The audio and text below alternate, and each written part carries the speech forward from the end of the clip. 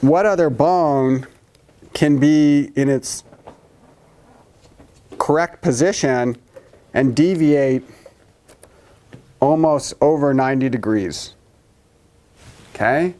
That is the strength of the joint. The strength of the joint is its mobility.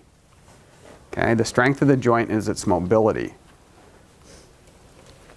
And then, like a lot of things, I always like to think of singers. You know, who gets more sore throat or throat issues than singers?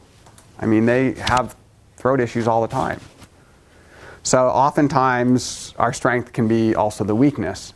And so what can tend to happen with the shoulder is we take advantage of its mobility and we reset its neutral position 90 degrees away from where it should be. We clear on that? We know the bone can rotate and redesign where its neutral position is. How easy is it for you or for individuals you work with to see this humerus rotation? So you want to get a look from the side. It's very hard to see from the front. And then go ahead and just there you go. Okay? And it takes nothing for us to create that deviation. Thank you. So, could you also look at where someone lays their hand? Is that? Yes and no. The classic example is that there's a tendency when we reach or grab for something that we use our whole arm, right? Someone grabs like this, and we reach like that.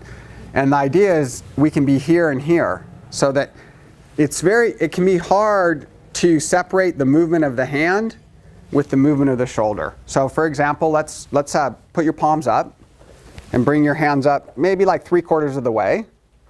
And then without moving this part of your elbow, right, the soft part of your elbow, just rotate your hands inward and see how that goes, right?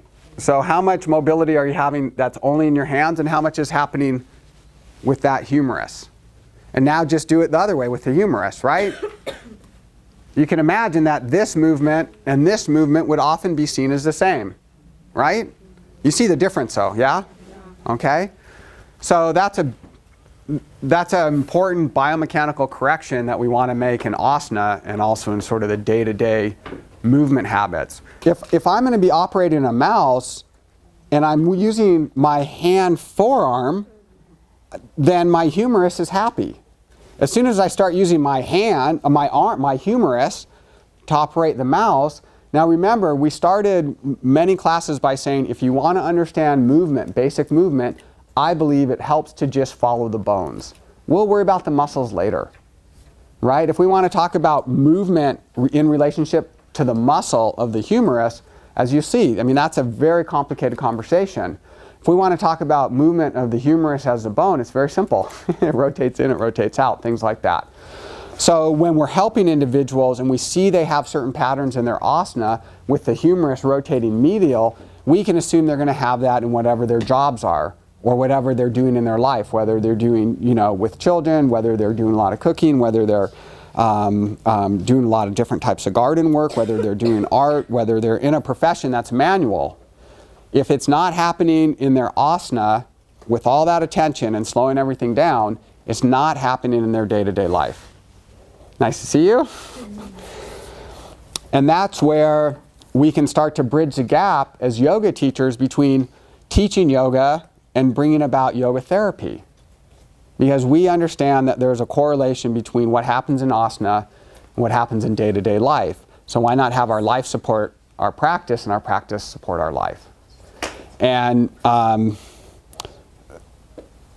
this humerus deviation is at the crux of so many shoulder problems, and it's at the crux of almost all the shoulder solutions.